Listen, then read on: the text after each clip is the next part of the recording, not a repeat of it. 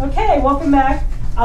We also have a class at home, so please. Hello, class at home.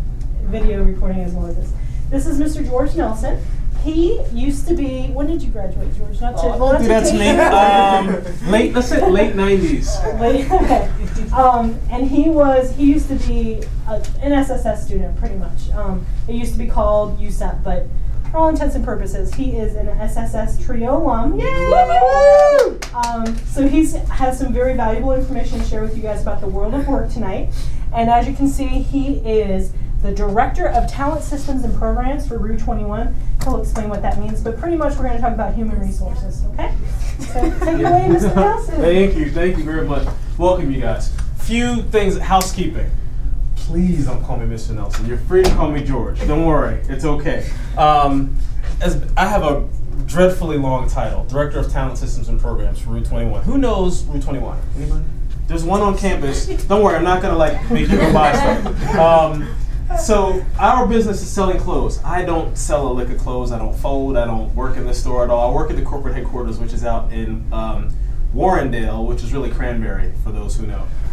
What I do as Director of Talent Systems and Programs is I'm in human resources. I'm the HR technology guy, and I'm also in charge of, from the program standpoint, things like, we call it talent management. So recruiting, performance reviews, succession planning, and all kinds of other HR stuff, which we won't talk about. When Beth reached out to me and we talked about doing something, I said, well, I don't want to get up here and just talk in front of you guys, so feel free to jump in. Please ask me questions. Please interrupt me. I'd love it. I want this to be interactive. I want to talk about the applicant experience, and I'll kind of tell you what exactly that means. So I want to talk to you about getting a job, right? We go to school, we get these loans, right? We get these loans, you know, and the whole point, we hope, is to come out and find a good job, right? And some of you may have been, how many of you have been to career fairs before? Right? So most of us have been to a career fair. So you know what that's like, right? You go get your resume all done up, right? So, you know, you get the nice paper, right? You print it out, and then you walk to these career fairs, and then what, right? I want to talk to you about, since I'm on the other side, what companies are doing. So when you're going through this application process, you're applying, what's happening on the company side. So hopefully my goal is to give you more information so that you know how to prepare yourself and you're better equipped to get the jobs you want when you're done with school, so you can pay off those loans, right? So talk to me. What's the most important thing you think about when you're looking for a job? Anybody? Salary. Salary! Gotta get the money to pay off the loans, right? And to live and eat and all the other stuff. What else? Yes, sir. Will I like it? Will you like it, right? Will you be comfortable at that company, right? Perfect. What else? Yes. Connected to your field of interest. Yeah, so right. I went to, what's your major? African and sociology. African Studies and Sociology. See, I was a psychology major and a sociology minor, right? And so now I'm doing HR, which is kind of related, but in between, I did all kinds of other stuff, and I'll talk to you guys about that. Anything else? Location. Location. Perfect example. Right, where are you from? Erie. Erie. Would you like to go back to Erie? No. Heck no, right? Are there some places you'd like to live? Here? Pittsburgh is good, right? Madison, Wisconsin. Madison, Wisconsin, home of Bucky the Beaver. Wow. Why Madison, Wisconsin? Just because of those. Original hometown. Makes sense. Good answer. So location, salary, fit with my major, right? Now, what do you offer? What do you offer an employer, right? This one's a little bit of a tricky question. Don't worry, there's no wrong answers. Right? My soul. Your soul, right? Blood, sweat, and tears, right? And you offer a lot more than that. We're going to talk to you about how you position yourself to show what your assets are, right? Great. Anybody know any companies that they're interested in right now? And if you don't, it's okay. Again, not a trick question. I want you to, we're going to show you how to start to approach this when you start looking for jobs. We talked about where we like to live and why, right? Hometown, affinity for it. So for example, I'm from Brooklyn, New York, right? I live in Pittsburgh, right? From New York? I'm from LeBron, so that's all good. It's all good. It's up there, right? Okay. But so, you know, like New York people, there's a lot of New Yorkers here. There's a lot of Philly people, right? All around the country, right? We got represented Madison, Wisconsin, via Erie, right? All types of places. Sometimes you want to go home, sometimes you don't, right? I went home for a while, I came back. I realized as a New Yorker, New York is great when you're young and single. When I'm now married with kids, Pittsburgh is outstanding. The reverse was true 10, 15 years ago, right? So you also want to think about not the job you want now, but where do you want to be down the road? So sometimes the job that you're qualified for today and the job that you're applying for today, don't think about that's a job you're going to have in 5, 10 years, right? Especially when you're getting out of school. When you're in mid-career, it's a little bit different. But think about where you want to be, because sometimes maybe you don't have the qualifications for the job you want to have in 5 years, and the immediate job is going to help you get that. So again, we'll talk about all that. So today, we're going to talk about the application process from your perspective and from the company perspective, right? I'm going to show you how, I'm going to give you the secret inside scoop on how companies evaluate talent. We're going to talk about behavioral interviewing. Anybody know what that is? Okay, I'm going to show you. I bet you've heard a behavioral interviewing question and you didn't know what it was. And we're going to hopefully, it's my goal, improve your chances of landing your desired job. So I'm going to give you tools, tips, trick, information, and obviously I want to save some time for questions. I'm saving time for questions on the back end, but like I said, please interrupt me, stop. If I touch upon something that gets in your soul, right? Or you just have a question, don't understand it, let me know. So, be the best. I want to change your mindset, right? Companies want you. You don't know it, they want you, right? And I want you guys to think about winning jobs, right? Not just getting a job, I want you to win a job. And what I mean by that is it's changing your mindset. So, there's tons of jobs out there, right? Tons. There's companies, just retail, right? Just think about retail, 321s here, American, a whole bunch of companies, right? I want you to think about how you can position yourself to be the best candidate for a job. And there's a lot of ways you can do that. You have a lot more control over the application process than you think. It's not as simple as just creating a resume and firing it off and hoping that they like you. You can make companies like you, right? So we're going to talk about the tools at your disposal. The biggest one that you have, and that I didn't even have when I was in your position, is information, right? Again, not to date myself, but the internet is your friend. You can find out so much about a company right now. Any finance majors in the room? So I'm not a finance guy, right? But I was interviewing a guy today, and he started to ask me about the company financials, and because he looked them up on the web, and he knew when we went public, and knew what our debt to income, all this outstanding stuff. Again, I'm not a finance guy, but that information was a lot harder to get way back when. Now, so when you talk about the companies you want to work for, companies that are healthy, companies that are growing, right? You can find that stuff out. You can find out what positions are available, right, by checking their websites. And again, we'll talk about all this, but I just want you to keep in mind that you have a lot more at your disposal than you think, and it's really easy to get to. So, I'm an employer, right? We talk about the recruitment funnel.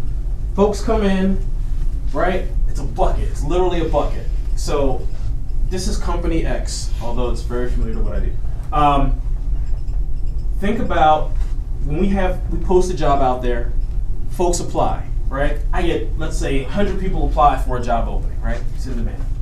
I review some resumes, and I think about the resumes that look good to me. So what do? I have 100 resumes, maybe, 80 of them are good, 20 probably aren't a good fit for the job. So now I'm working with 20 people, I'm working with 80 people.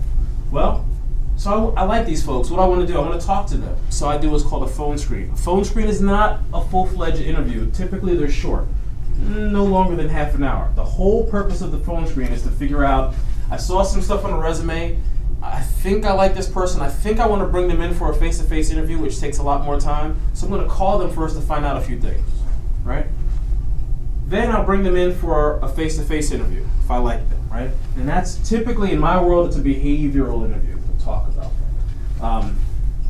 It's behavior really speaks. Don't worry, it's not like a test or like anything. It's really more about the types of questions you ask in the interview. So a perfect example of a behavioral question would be, well, you know what? I'll throw it out there. Give me an interview question. Anybody? A question that you may have heard, or a question you think if you were a hiring manager you would ask somebody. Tell me about yourself. Tell me about yourself. Great question. So now, if I wanted to make that behavioral, so why would I ask somebody to tell me about themselves? Just so that you get like their personal information. I find out a little bit more about them, right? So let's say I'm in give me a field. Who wants to go? Pick a field you want to go into. Anybody? Advertising, right? So if I say, tell me about yourself, and if I wanted to rewrite that as an advertising question, I might say, tell me about the time you had to create a marketing or an advertising project and some of the challenges you ran into and how you overcame them, right? So the difference between a behavioral interview versus other types of interviews is I'm asking for specific examples from your past experience, right? So I'm not saying, what would you do if you had an advertising project? Different question than a behavioral question, because now I'm saying hypothetically, right? And we can all answer hypothetical questions however we want. Now, I like you. You came in, we talked to you. Now, references, right? So I'm going to call some people. You know what? Loved it. Loved talking to you. I'm going to talk to your past supervisor and see if, when you worked with them, how'd you do, right? What did they think? Now we're really getting down the path, right? We're almost ready to hire you. What do? I might do a background check. Not all companies do all of these steps, right? But I'll do a background check. Why, right? Well, you might, have done something. You might have run afoul of the law. And in some, yes, sir. I just have a question. Do you check with the educational institutions people's degrees? Some companies do. Great question. So when we talk about credential checking, some companies, not all, actually will verify. They call it degree verification. So if you say, I have a bachelor's from Pitt and a master's from Howard and so on and so forth, they will check. They will call those schools and find out. Not all companies do that. Most, when we talk about background checks, we're really talking about criminal, right? So do you have any felonies, misdemeanors, that sort of thing? Hopefully we get to the offer position. And then from a company standpoint, I filled the job. I'm happy. Now, that's employer side. Let's look at your side. Same exact funnel, right? You research companies and positions. You apply and submit your resume. You prepare for your phone screen, you go to a face-to-face interview, you provide those references, you provide your consent to a background check, just so you know. And people can't run background checks on you willy-nilly, no matter if they have your social security number and all kinds of things. You actually have to provide consent for somebody to run a background check. Very important. You hopefully receive an offer and you're hired. Same steps, but we're going to walk through from your perspective. So again, I prepare you to get these jobs. So, companies that are right for you. Right? What's the right company for you? Well, where is it? How big is it? Why is that important? I work for a growing company, right? So not shilling for my company, right? But my company is growing so fast. We have 880 plus locations right now. We add 100 to 120 every year. Crazy growth, explosive growth. The difference between a company like that and a company that already has, right, established locations or not in growth mode is actually significant. You're young, you're going into companies. Look, if you can find a growth company, it's outstanding. Why? As the company grows, there's more career opportunities, more ways for you to not only move up the ranks, but also hop around to different areas, right? Very important. Also, financially, just saying, growth companies, right? One, the fact that they're growing means they're healthy, right? So that's good for you. Also, typically, there's a lot more opportunities for you to get equity in companies that are growing, right? Just one of those things tends to happen. So if you can find growth companies, it's outstanding. That's not to say that there aren't a lot of well-known, successful companies that are not in necessarily growth mode, but if you can, look for those. Opportunities for advancement are important, right? Because the job you get today is not the job you want to be doing in 10 years. Again, unless you're mid-career, it's very different, right? So if I'm a professor, right, it's okay if I say I want to be a professor in 20 years. But if I'm starting out as an advertising, intern, I don't want to be an advertising intern in 5 years. Right? You guys get the idea. Think about what you're qualified for. So think about when you're done, what are you qualified for? Right? What can you do? Right? I think you guys have talked about transferable skills. Right? So sometimes you might have skills that you don't know. So who has had a job outside of the university? Or even within the university, any type of job, part-time job, intern, what have you done? I was a cashier and cashier manager. Cashier manager. Now, what types of jobs do you think that prepared you to do? What kind of skills do you get as a cashier manager? Leadership, organization. Right? Absolutely. There's a lot of responsibility there, right? Exactly. Perfect. What else? Sir? I currently do research and tutor. You research and tutor. And what type of skills do you get from that? Creative thinking. Creative thinking, right? Problem solving, absolutely. Certainly communication skills, being able to take something that's very complex and relay it to somebody so they can understand it, absolutely. Yes, sir. I was an office intern for a few years. Yes, and what type of office? What did they do? On organization, helping people in the neighborhood gain employment. Yep. Wow. So you want to come up here and help me? All right. So you guys get the idea, right? And so when you think about your jobs, pull out those type of things, right? That's the type of stuff that as an employer I care about, right? So it's not secret reveal number one. I don't care about your titles, right? So if someone says, you know, I was assistant director of managing all the people, right? I don't care, right? But I'm going to look and say, what were your responsibilities really? What were your tasks? What were your duties on a day-to-day basis? Because I'm looking for someone who can do a task, and I want to go, have you done that before, right? So, people to talk to, right? Always look, if you've had past internships and jobs, talk to those people. Professors and staff are really good. One, they love the fact that you are going to talk to them, but also, they weren't always professors, right? And not only that, they have networks. They have incredible networks, especially at universities. You'll find that your professors and the staff and folks here, they know people who can talk to people, right? They can point you in the right direction. They can provide you with information. This one, you may, if any of you have like typically adjunct faculty, right? So by definition, they're folks who are, they may be teaching a class, they have a full-time job elsewhere, right? So they're in industry right now, skills are current. Talk to them. They're great people to network with. Fantastic when it comes to job search. I won't spend a lot of time here for the sake of our time, but I want you to think about, know what's needed for a job. So when you target a position, I want you to take the job description and break it down, make a checklist if you have to, and go, I can do that, can't do that. Typically, good companies, smart companies, list job requirements in order of importance, right? So if you can check off the first few, a lot of times the ones at the bottom, if you kind of miss a few there, it's less important. Just be mindful of that. And you want to match up your education, your work experiences, right, with the requirements for that job. And don't think about, could you do it, right? Because that's the thing, I can do any job, right? You see job descriptions like, oh, I can do that, I'm qualified for that, let me apply. The big question is, can you prove to me that you can do it, right? And the first way that you can prove to me is show me on your resume, right? So when I look at your resume and I look at my job requirements, I should see things on your resume that speak specifically to the requirements in that job. Don't make recruiters guess. Don't. Like, when people, the more they have to guess, the more likely you are to go into the no pile. Right? Obviously think about these things, part-time and full-time, exempt, non-exempt. I think you guys talked about that, right? No? Exempt. If I, to make this really easy for you, it's really like overtime exempt or non-exempt, right? It's kind of when you think about salary versus not permanent, temporary, seasonal internship. Again, always be mindful of the type of position. If you can, talk to current employees. So if there's a company you're looking at and you know somebody that works there, talk to them. Again, this is the most important thing, right? Job requirements. Sometimes you'll see companies that'll say something like, I prefer these skills, right?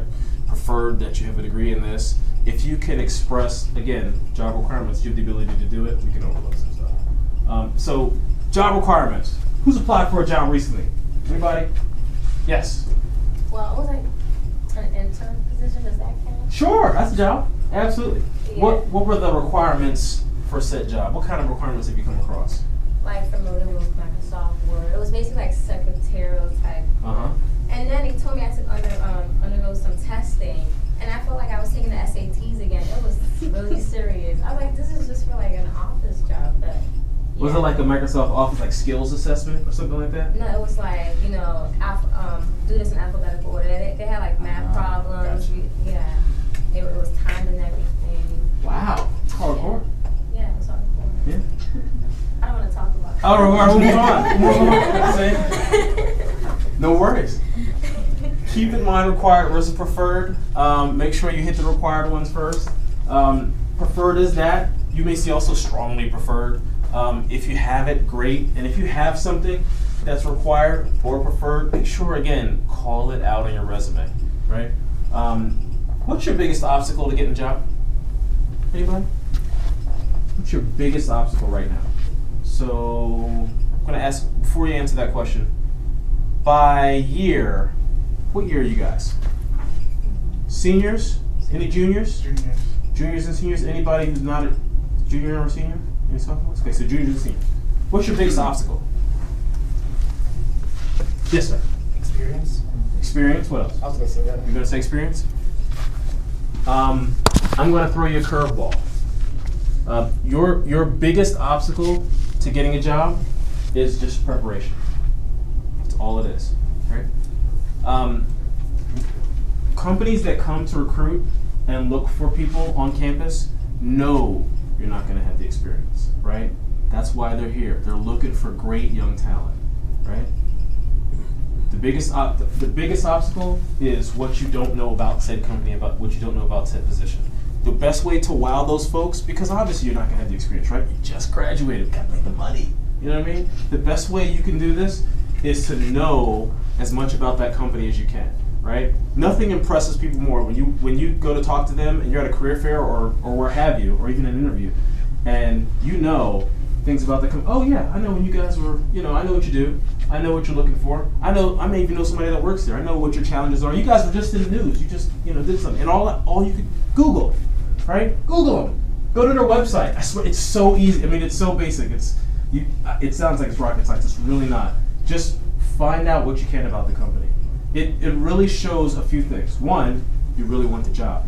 It shows that you took the time to find out about it, right? So it shows investment, shows dedication, shows, also sometimes attention to detail, right? And it really sets you apart from others. Now, obviously not the other people in the room, because you guys all got the same advice now, all right? But hey, that's just only 6 people, right? All the other people aren't getting this great advice, right? And you guys at home. So again, do your research. If you know somebody that works there, talk to them. Current employees are the best source of information, right? So if you wanted to work at my company, you want to talk to me, I can give you all the inside scoop, right? I can even give you the inside scoop on some other companies I've worked for, ones that I haven't, but that's a whole other conversation. Off camera, of course. This is a great way to find out what companies really look for. So you ask companies like, what's the most important thing that a company looks for, right? Use your alumni network. If you know some alumni, if you are not connected with the Pitt alumni network, certainly find out. A lot of times people who you may not know, but just because they've come to Pitt, they love Pitt, and they work at a company that you want to work with, they will talk to you, right? They will certainly talk to you. Again, we talked about professors. Ask the company when they come, hey, have you hired anybody from my school recently? Anybody, that you can connect with? Also, connecting with employees that work at a company that you want to work with can lead to referrals.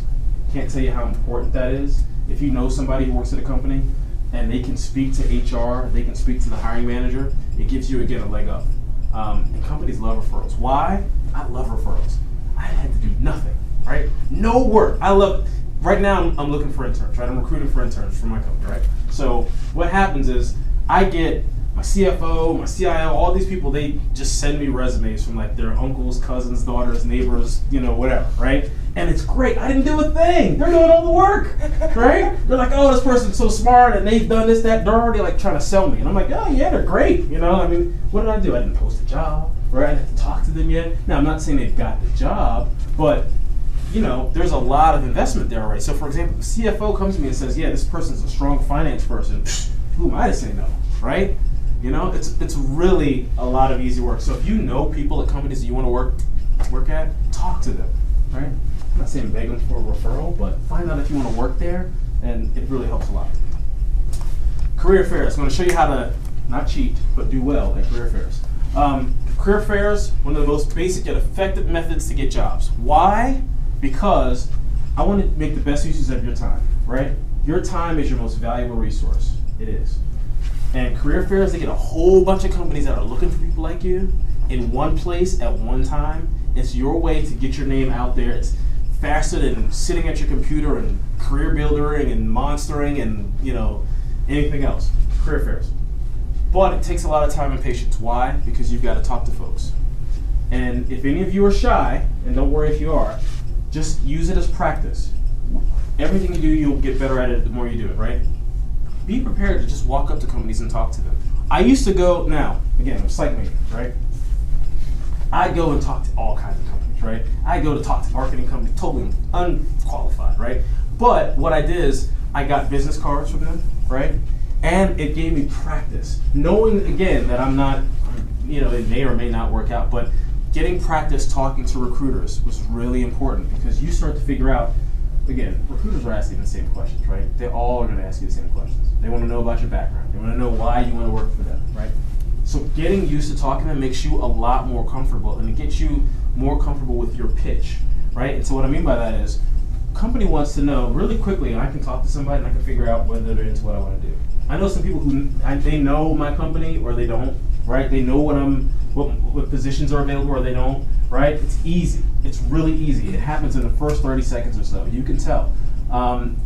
Usually because I ask them, what do you know about my company? And they go, well, you guys sell sprockets, right? You know, that kind of thing. And so, you know, you're just like, all right, whatever. So talk to them, right? Just, again, building your professional network. It's also helpful, we talked about research. Every time you go to a career fair, Pitt does this. So Pitt has a career fair, two career fairs, Wednesday, Thursday, or Tuesday, Wednesday? Tuesday, Wednesday, right? I'll be there. But anyway, you would think I know the dates. Make sure you know which companies are going to be there and target the ones you want to talk to. And of course, I'm going to ask you, once you know the ones you want to talk to, what should we do? Research, right? Find out as much as you can about them, right? Go to their websites, see what positions are available, right? Show them what you know. You know why? You know what happens at a career fair? So I'm Joe Recruiter at a career fair, right? You come to talk to me, you walk up, right? Hey, I'm George Nelson.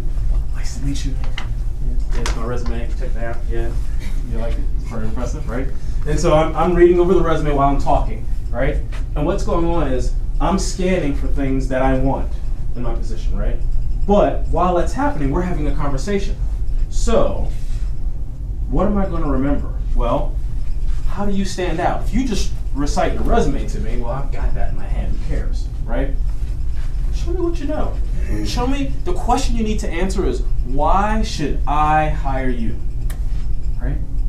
Tell me what's not in your resume. Your resume is your doorway to more conversations with recruiters. That's all it is, right? Talk to me why you stand out. Talk to me what you want to do when you finish school, right? Because that's the question, right? So you go to a career fair next week, especially for the seniors, going to career fair, like, okay, it's February, got like 2 months, can I get a job? Right? Right? So it's like, okay, I'm going to ask you, what do you plan to do when you get out of school, right?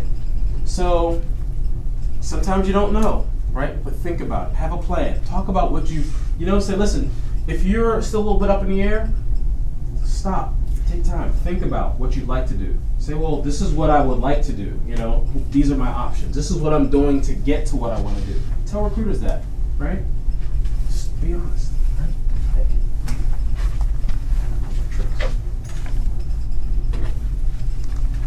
Tips, right? Next Wednesday, Tuesday, be there early. Why? So let's say the career fair starts at 10, which I believe it does. People like me show up at like 8 o'clock to set the booth, right? Get my swag, my little like free gifts together, right? Get all my stuff going on, right? The people who show up first, there's typically, one of two things. There's big waves of folks, but it usually happens a little bit later. If you're there early, not only do you get first dibs at the companies you want, but you also get more time talking to them. You'll find that recruiters, because they have to, will kind of not cut things short, but try to keep it moving as the crowd starts to build. If you're there early, you get that one-on-one time. It's all about you. And I don't know if if you take psychology, we remember things at the beginning of the list and the end more frequently than the stuff in the middle. Stand out. It's a lot easier to be a standout if you're one of the early ones. Again, shows interest, right? Be confident, right? Love your company. Love what you guys are doing, right? Love your sprockets that you sell. Love your widgets, all right? It's great. It's my favorite widget, all right? Talk to them, right? I'd love to sell your widgets. I'd love to advertise your widgets, right? I'd love to be the office administrator at your widget company, right? Just saying. Know that you're not going to get a job offer on the spot, right? Not at a career fair. Your goal is to make an impression so that they remember you, so that they take your resume, and when I walk away, I write down, oh, I've got to follow up, talk to her, right? Find out what kind of questions should you ask. Be prepared to ask questions. Find out what are they doing to evaluate people, right? What happens after the career fair, right? What are the next steps? When do they plan to hire somebody? These are the types of questions you want to know, right? Are you hiring somebody next week? Or so we have a career fair again next week, you know, the 20th, 21st or so. Hey, are you looking to hire somebody in March or in May?